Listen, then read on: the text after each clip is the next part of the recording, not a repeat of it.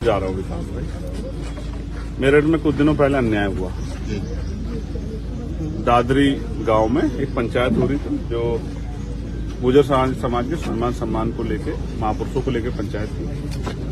उस पंचायत से जो लोग डिटेन किए गए उनको बाद में झूठे मुकदमे लगा के निर्दोष लोगों को जेल भेज दिया गया। आज पूरा गुर्जर समाज देख रहा है कि उनके बच्चे बंद हैं जेल में, उन पर लगातार झूठे मुकदमे लगाए जा रहे हैं। ये भी मुझे पता लगा कि उन्होंने वहां भूख हड़ताल अनशन शुरू कर दिया है।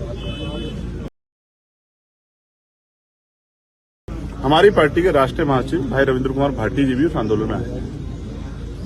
हमारी पार्टी को कमजोर करने के लिए और हमें डराने के लिए हमारे राष्ट्रीय महासचिव साहब को भी जेल में बंद किया गया। बात रविंद्र भाटी जी की तो है ही, लेकिन उनके साथ जो निर्दोष गुर्जर समाज के लोग बंद हैं, जिसमें सहारनपुर के लोग भी, आपकी जानकारी के लिए मुजफ्फरनगर के लोग भी, तो सब जगह से लोगों में बेचैनी, लोगों में गुस्सा है और उनका कहना है कि हम सबकी तरफ देख रहे हैं, लेकिन हमें आपके ऊपर भरोसा है कि आप ही इस अन्याय को रोकने में हमारी मदद। तो आज उन परिवारों से मिलने जा रहा हूं, उन भाइयों से जो जेल बंद हैं। और सलावा में जिस तरह से आपने और मैंने देखा कि रात को विवाद होता है, सुबह बुलडोजर आके 50-50 साल पुराने मकानों को जमींदर्ज कर देता है, ये बात इस बात का प्रमाण है कि उत्तर प्रदेश में कानून व्यवस्था दम तोड़ चुकी है। और एक कहावत है ना, जिसकी लाठी उसकी भैंस, यही चल रहा है। इस अन्याय को रोकना पड़ेगा और रोकने के लिए जन आंदोलन की जरूरत है।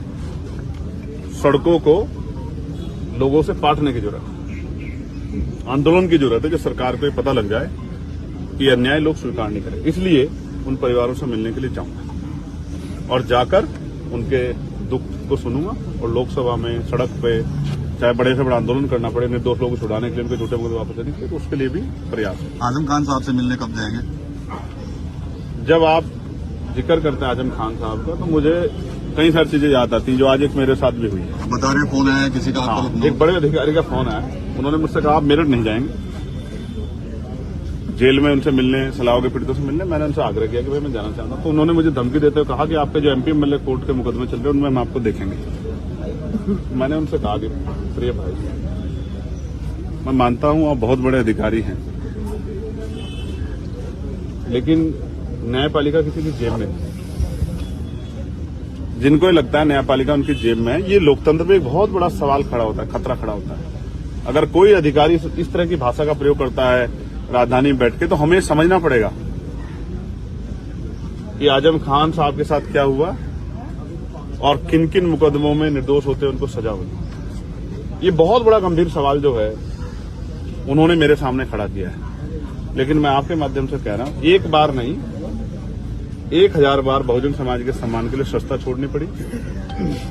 इसमें आज हम गुर्जर समाज, मुस्लिम समाज पर अन्याय उसमें जा रहे हैं। जब किसान, कमेरे, दलित, पिछड़े, किसी के लिए कोई अन्याय होगा उनके लिए सस्ता छोड़नी पड़ी। एक नहीं 1000 बार सरकार छोड़नी पड़े भविष्य में, या जान की बाजी लगानी पड़े, पीछे नहीं हटेंगे।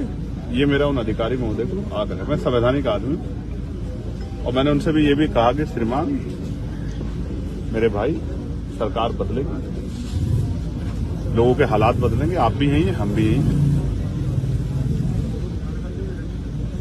न्यायपालिका किसी की जेब में नहीं है और ये जनतंत्र है, जनता के हाथ में। जनता जिसको चाहे ताकत देते। आज मेरे पास भले ही ताकत ना हो ट्रांसफर पोस्टिंग की, नियुक्ति की, तो समय बदलेगा, मेरे लोग मुझे वो ताकत भी देंगे।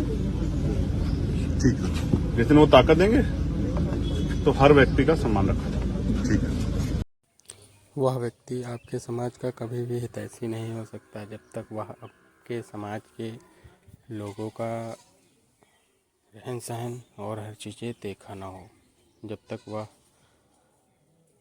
उस ज़िंदगी को जिएगा नहीं, तब तक वह भरोसा और आपका हितैषी नहीं हो सकता। बाकी समाज समझदार है किसके साथ रहना है और किसके साथ नहीं। जो समाज के साथ हो रहा है, किसान, कमेरा, गुज्जर, दलित, किसी के साथ भी, SC ST OBC एनीथिंग, वह जिम्मेदारी सरकार की है।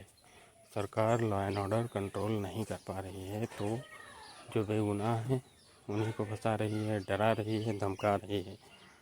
लेकिन हमें डरना और धमकना नहीं है। जब तक सांस में सांस है, शरीर में लहू का एक कतरा भी है, तब तक आपको लड़ते रहना है। अगर आप लड़ेंगे तो इतिहास आपको बागी कह सकता है, गद्दार नहीं। हाँ, समय समय पर लोग अपने हिसाब से इतिहास ज़रूर बना लेते हैं, लेकिन आपको गद्दार नहीं कह सकते। जय भीम, जय भारत, जय मंडल, जय कांशीराम।